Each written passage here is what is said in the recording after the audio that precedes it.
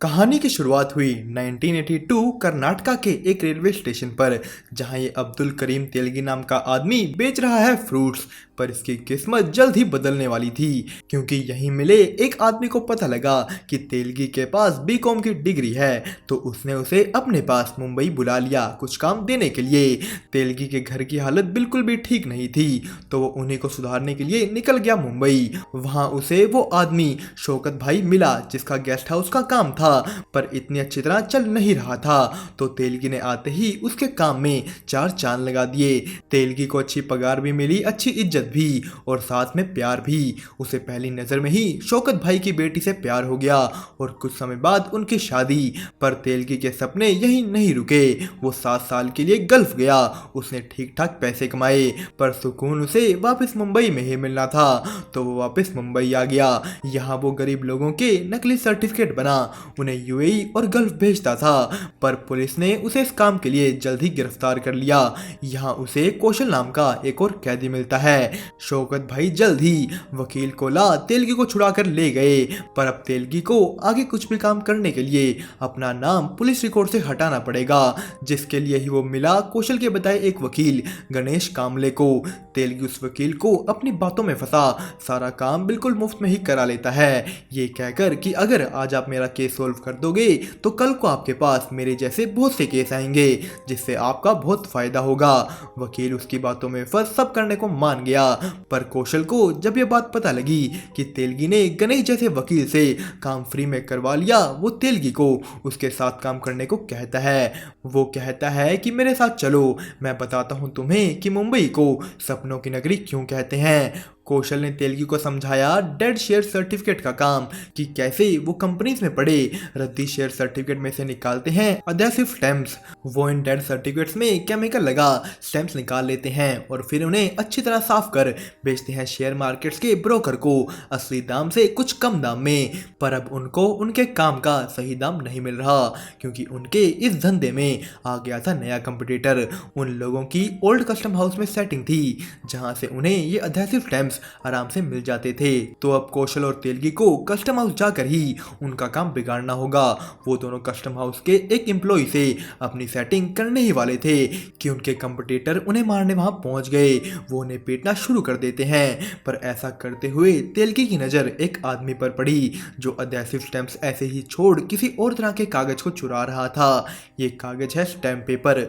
तेलगी अगले दिन उसी एम्प्लॉय के पास वापस गया, जो उसे बताता है स्टैम्प पेपर के बारे, कि ये अधेसिव स्टैम्प्स स्टैम्प पेपर के सामने कुछ भी नहीं। इस स्टैम्प पेपर को बेचकर हमारी गवर्नमेंट कुल 33,000 करोड़ रुपए कमाती है, क्योंकि ये कागज हर जगह इस्तेमाल होता है, किसी भी तरीके की सेल में, डीड में, यहाँ तक कि वसीयत में। कोई घर खरीदता है या बसाता है, ये कागज हर जगह चलता है। अब तेलगी और कौशल मिलकर करने वाले हैं स्टैम्प पेपर का धंधा। ये स्टैम्प पेपर नासिक के सिक्योरिटी प्रेस में बन कड़ी सिक्योरिटी के साथ सबसे पहले रेलवे के जरिए आता है मुंबई और फिर जाता है पूरे देश में। तेलगी और कौशल को बस इसी सफर के बीच ये स्टैम्प पेपर चुराना है। उन दोनों ने मुंबई के रेलवे स्टेशन पर जा सब कुछ देखा और अपने साथ जोड़ा वहां के असिस्टेंट स्टेशन मास्टर को। तेलगी ने उसे भी सबकी ही तरह अपनी बातों में फंसा लिया। वो लोग चोरी इस तरीके से करना चाहते थे कि चोरी का किसी को पता ही ना लगे। तो वो नकली स्टैम्प पेपर्स को असली स्टैम्प पेपर से बदलने वाले हैं। उन्होंने एक आर्टिस्ट से प्रिंटिंग प्लेट बनवा ली और एक बंद प्रिंटिंग प्रेस में शुरू की अपनी स्टैम्प पेपर की प्रिंटिंग मशीन। स्टैम्प पेपर छप गए। कौशल तेलगी को कहता है कि अरे भाई, स्टैम्प पेपर तो हमने छाप लिए, तो इन्हीं को बेच लेते हैं ना। जिस पे तेलगी ने कहा नहीं, ऐसे हम पकड़े जाएंगे। पर अगर हमारा नकली स्टैम्प पेपर असली स्टैम्प पेपर के समुद्र में जाता है तो उन्हीं में घुल जाएगा। वो लोग मुंबई में स्टैम्प पेपर की हेर बदल करेंगे, जिसके बाद वो पूरे देश में बढ़ जाएगा। अब सरकार पूरे देश में तो उन्हें ढूंढने से रही। उनको 6 मिनट के अंदर चलती ट्रेन में घुस ताला खोल स्टैम्प पेपर को बदल कर उस पे वापस से सरकारी सील लगानी है, जो उन्हें असिस्टेंट मैनेजर दे चुका है। उन्होंने ये सब कर लिया। स्टैम्प पेपर ले वो पहुंच गए गणेश वकील के पास। पर यहाँ पता लगा कि उन जैसे आम वकीलों को बस महीने में 4-5 स्टैम्प पेपर ही लगते हैं। इनकी सबसे ज़्यादा ज़रूरत होती है कॉर्पोरेट वकीलों को। पर वहाँ भी वो अपना सारा माल नहीं बेच पा रहे क्योंकि उनके पास ये स्टैम्प पेपर बेचने का लाइसेंस नहीं था। तेलगी के पास अब स्टैम्प पेपर तो भर कर हैं पर कोई खरीदार नहीं। वो खुश नहीं क्योंकि उसने ये काम बस थोड़ा सा कमाने के लिए नहीं किया था। और उनके मोहल्ले में भी बार बार पुलिस की रेड पड़ती रहती थी। उन्हें जल्द से जल्द कुछ करना होगा। तेलगी सबसे पहले पुलिस को अपनी साइड करता है। उनके मोहल्ले और पुलिस की दूरियां कम करके वो एक एमएलए के साथ दोस्ती बनाकर, मतलब उसे पैसे खिलाकर कोशिश करता है स्टैम्प पेपर बेचने का लाइसेंस पाने की। पर ऐसा नहीं हो पाया। और कौशल को इन सब चीजों से फर्क पड़ रहा था कि तेलगी जो पैसा सबको खिला रहा है वो उसके अकेले का नहीं, उन दोनों का है। उनके बीच झगड़ा हो गया और फिर हाथापाई, वो अलग हो गए। तेलगी रोते हुए खड़ा हुआ कि अब तो उसे कुछ ना कुछ करना ही है। वो दोबारा एमएलए के पास गया और उसे कहा कि इलेक्शन आ रहे हैं, उसमें आप अकेले तो नहीं जीत पाओगे, मेरा लाइसेंस बनवा दो तो मैं पैसे की कोई कमी नहीं होने दूंगा। एमएलए तेलगी को अपने हेड ऑफिस लेकर गया जहां वो मिला गरिमा तलपड़े से। तेलगी ने अपना बातों में फंसाने वाला जादू यहाँ भी चलाया और पा लिया stamp paper vendor licence. Telgi Kaushal को लड़ाई के लिए माफ करके एक बार फिर उसके पास गया कि चलो दोबारा से साथ काम करें। पर कौशल को इस झंझट में नहीं फंसना। तो जैसे जैसे तेलगी का काम बढ़ा उसने अपने भाई सलीम को अपने साथ जोड़ लिया और एमएलए के 2 और लोगों को। वो लोग रोज रोज ट्रेन से स्टैम्प पेपर चुराते और नई नई कंपनियों में स्टैम्प पेपर बेचते। तेलगी स्टैम्प पेपर के रूप में पैसा छाप रहा था और थोड़ा थोड़ा सबको खिला रहा था ताकि सारा काम ठीक तरीके से चले। तेलगी ने अपने परिवार के साथ छोटे छोटे सपने पूरे करने शुरू कर दिए जिससे सब खुश हैं और तेलगी बन चुका है सिस्टम का राजा। पर इलेक्शन के बाद पॉलिटिक्स में एक नया राजा आया, ईमानदार बस सिर्फ नाम से, जिन्हें भी तेलगी ने पैसा खिला अपने साइड तो कर लिया। पर पूरे 1 महीने बाद एक अमीर परिवार के 2 भाइयों के बीच उनके बाप की वसीयत को लेकर केस हुआ। तो एक भाई पहुंच गया ईमानदार के पास। उन्होंने तेलगी की मदद से एक 6 साल पुरानी गिफ्ट डीड बनवाई। पर जब वो कोर्ट में गई, अपोजिट पार्टी यानी गरिमा की पार्टी जिन्हें तेलगी ने पैसे देने बंद कर दिए, उन्होंने ये चीज साबित की कि भला 6 साल पुरानी गिफ्ट डीड पर स्टैंप एक ऐसे वेंडर का कैसे हो सकता है जिसे लाइसेंस ही 1 साल पहले मिला हो। अब इस सब चीजों का ब्लेम अकेले तेलगी पर आने वाला था। कोर्ट ने तेलगी का लाइसेंस कैंसिल कर दिया और उसे जेल भेजने का फैसला सुनाया। पर तेलगी इतना पैसा सभी जगह खिला चुका था कि वो फंसने के बाद भी आजाद है। गरिमा ने इस चीज की बात फिर से असेंबली में उठाई जिस वजह से ना चाहते हुए भी पुलिस को उसे अरेस्ट करना पड़ा। पुलिस वाले तेलगी को उसके परिवार के सामने ही खींचकर ले गए। पर अब की बार फिर तेलगी को एक आदमी मिला जो कहता है बाहर निकलो, फिर साथ में काम करते हैं। पर तेलगी के बाहर निकलते ही शौकत भाई उसे कहते हैं कि वापस अपनी बेटी और पत्नी के पास मत जाना, उन्हें वो अपने आप ही संभाल लेंगे। पर तेलगी उनकी बात बिना माने पहुंच गया अपनी बेटी और पत्नी के पास। तेलगी अब अपना ये स्टैम्प पेपर वाला काम दोबारा शुरू नहीं कर सकता तो उसे कुछ और करना होगा। वो करता है उस जेल में मिले आदमी जेके को कॉल, जिसके कहने पर ही वो पहुंच गया नासिक, जहां उसे जेके के साथ 2 और लोग मिले जो नासिक सिक्योरिटी प्रेस में काम करते थे। उन्होंने तेलगी को अपना एक प्लान बताया कि कैसे वो सही स्टैम्प पेपर की क्वालिटी कम दिखा उसे रिजेक्ट कर देंगे और फिर वही रिजेक्टेड पेपर बेचेंगे। पर तेलगी को ये आइडिया बिल्कुल भी पसंद नहीं आया क्योंकि वो कुछ बहुत बड़ा करना चाहता है। वो जेके के साथ नासिक प्रिंटिंग प्रेस के एक ऑक्शन में गया जहां मशीनों के अलग अलग सामान बेचे जाते थे और उसे वहां दिखी एक प्रिंटिंग प्रेस। प्रिंटिंग प्रेस देखते ही तेलगी के दिमाग में एक बहुत बड़ा आइडिया आ गया, खुद स्टैम्प पेपर छापने का। पर यह काम करने के लिए उन्हें अपने साथ जोड़ना पड़ेगा प्रेस के सबसे बड़े ऑफिसर, वहां के डिप्यूटी मैनेजर मधुसूदन मिश्रा को, क्योंकि जब भी कोई प्रिंटिंग मशीन बंद की जाती है उसके पार्ट्स को मिश्रा और गवर्नमेंट ऑडिटर की देख रेख में अलग किया जाता है और मिश्रा की ही नज़र में वो अलग अलग कंपनियों को बेचे जाते हैं और सबसे जरूरी चीज प्रिंटिंग प्लेट्स भी डिस्ट्रॉय कर दी जाती हैं।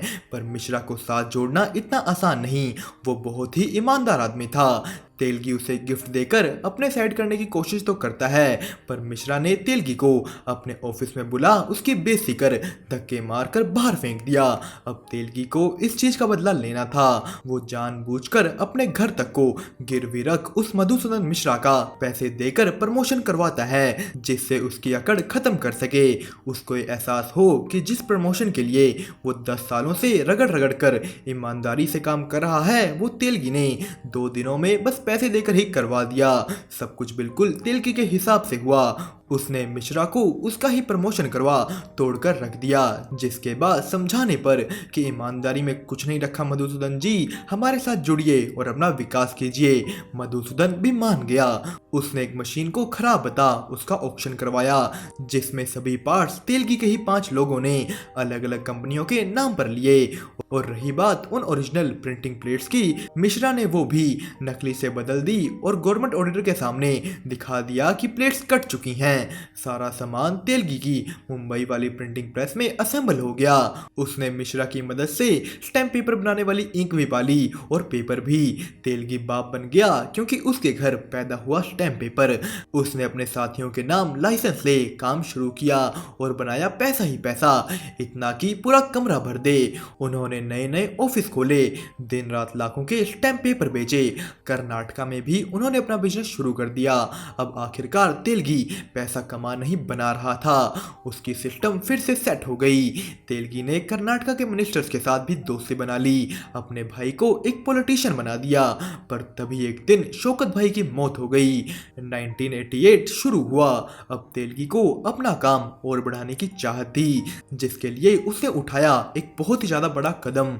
वो मधुसूदन मिश्रा को क्या है, नागपुर सिक्योरिटी प्रेस ही मेंटेनेंस के नाम पर बंद करवा देता है, ताकि मार्केट में स्टैम्प पेपर की सप्लाई कम हो और उसके प्रिंट किए स्टैम्प पेपर की डिमांड बढ़े। और स्टैम्प पेपर प्रिंट करने के लिए उन्होंने और मशीनें खरीदी। उसके सभी साथी अलग अलग डिपार्टमेंट संभालने लगे, पर एक सुलेमान नाम का उसका साथी थोड़े और पैसे कमाने के लिए कुछ स्टैम्प पेपर को खुद से बेचने लगा। उसको लगा कि अगर वो थोड़ा सा चुरा भी लेगा तो किसी को ना पता लगेगा ना फर्क पड़ेगा। पर तेलगी को इसकी भनक जल्द ही पड़ गई। उसने सुलेमान को कहा कि अरे अगर तुझे थोड़ा फालतू पैसा चाहिए था तो मांग लेता ना, चोरी करने की क्या जरूरत पड़ गई। तेलगी और उसके बीच बहस हो गई, क्योंकि उसने भी आगे से कह दिया कि अगर समुद्र में से कटोरी भर ली तो क्या फर्क पड़ गया। तेलगी ने उसे मारना शुरू कर दिया और गुस्से में इतना मारा कि सुलेमान की जान ही ले ली। पर कुछ दिनों बाद टेंशन और स्ट्रेस की वजह से उसकी खुद की तबीयत बिगड़ गई। डॉक्टर ने तेलगी को ब्लड प्रेशर की प्रॉब्लम बताई और स्ट्रेस कम लेने को कहा। इधर कर्नाटका में उसका भाई सलीम एक एमएलए बन चुका था, तो वो लोग एक बार में पार्टी करने गए। इस बार में तेलगी को एक लड़की बहुत दिनों से अच्छी लगती थी, तो उसने आज उस पर पैसा उड़ाना शुरू किया। पर तभी वहाँ एक और आदमी उसी लड़की पर पैसा उड़ाने लगता है। उन दोनों के बीच मानो जंग शुरू हो गई कि कौन ज्यादा पैसा उड़ाएगा। और जब तेलगी के पैसे खत्म हो जाने पर उस आदमी ने औकात की बात कर दी। तेलगी ने सलीम के मना करने पर भी कुल 90 लाख उस रात बार में उड़ा दिए। अभी तक सबको लगता था कि तेलगी के पास इतने पैसे नहीं हैं, पर इस राज की खबर बाहर जाने पर तेलगी के लिए काम कर रहे सभी आदमियों को पता लग गया कि उसके पास बहुत पैसा है और वो उन्हें तो बस थोड़ा सा ही दे रहा था। सभी ने तेलगी से और पैसा मांगना शुरू कर दिया और एक शो ऑफ वाली रात ने बिगाड़ कर रख दिया तेलगी का सारा बना बनाया सिस्टम। दोस्तों, स्कैम 2003 तेलगी स्टोरी का फर्स्ट पार्ट यानी फर्स्ट 5 एपिसोड की कहानी यहीं पर खत्म हुई। इसके नेक्स्ट एपिसोड रिलीज होंगे नवंबर के महीने में, जिनकी भी एक्सप्लेनेशन देखने के लिए बने रहें हमारे साथ मूवीज मैनिएक चैनल को सब्सक्राइब करके। दोस्तों, आज के लिए इतना ही। अब हम मिलेंगे आपको ऐसे ही किसी और वीडियो में, तब तक के लिए अलविदा।